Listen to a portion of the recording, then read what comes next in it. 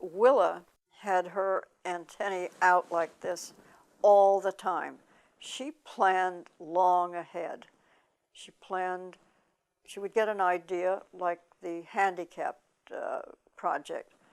Who else would have thought that one out until it was too late? Two things. She didn't really think of it.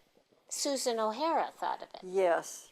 But she recognized the value of it. She recognized something that's historically significant. That's right. You're right about that. And the same with... Although I'm participating here. That's true. You should. She interviewed, way back, one of her early interviews, the organized blind. Yes, she interviewed that's right. several Exactly. people. And in that interview history, where she writes about it, she brings out the themes that later were the themes of the independent living movement. She recognized what was happening. You're talking about Willa. Yeah. Yes, Willa recognized what was happening. And maybe that's why she was so receptive to Susan O'Hara's idea about the disability rights at Berkeley. Willa was very perceptive. Well, I must go back a minute and tell you about Willa, because Willa she was tough in many ways. I remember there was a time when I think the staff, the transcribers and the people who did transcribing felt that when Willa came into the office, she never acknowledged them. And they felt that they just felt that they hadn't been properly acknowledged. And I think somebody told Willa about this, and she realized that, she comes in, she's getting ready to sit down at her desk and go to work. It never occurred to her that she shouldn't smile and say something to each one of them or whoever. So I think that was one aspect of Willa, and not serious, but I can see that it might bother people who were at lower end of the staff. But when this young,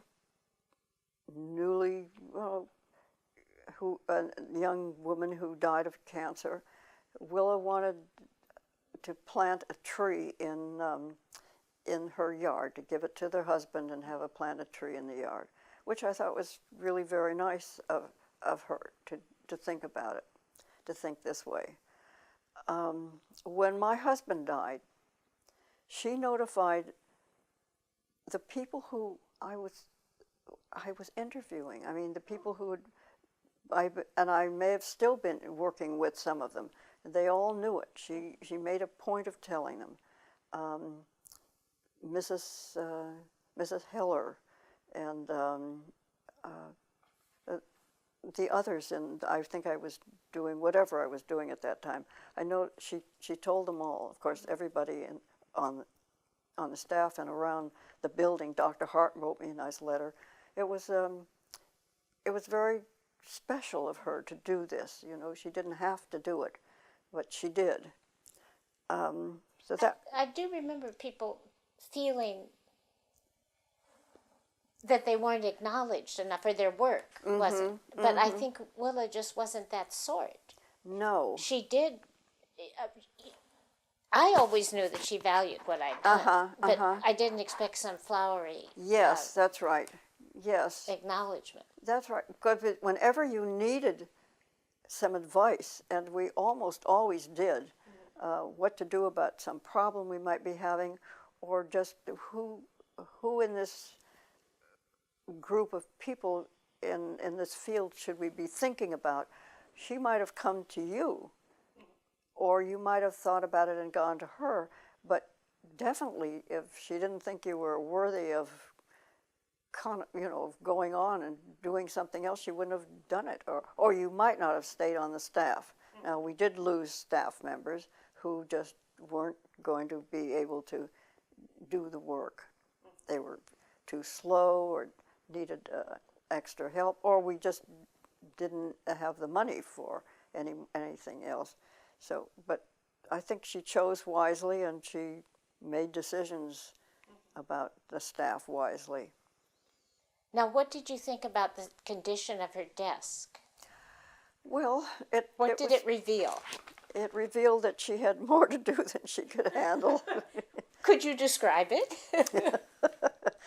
it was piled high with manuscripts, books, things that she should read, letters, but she always got through them. Right. You know, my desk is looking pretty much the same now because I don't know what I should put away in a drawer, and she would say, if I put it away, I will not remember that it's there. Right. And she was right about that because I have the same feeling. So it was, I think we took pictures of it. Yes, I have we a did. picture of it. Yes. It was a busy woman's desk. It was a very busy woman's desk.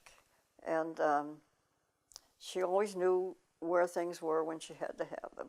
So And she always took the last look at a volume before it was I want you to, out in the world. that's right, I want you to stress that because it had been edited, it had been proofread at least once, if not twice, by the editor, by the final typists, by, as we call them, by a number of people. It had been finished. Maybe by Jim Cantor. Maybe even that. And now it was not bound, it was ready to go to the bindery. And Willa would look it over. She would just do this.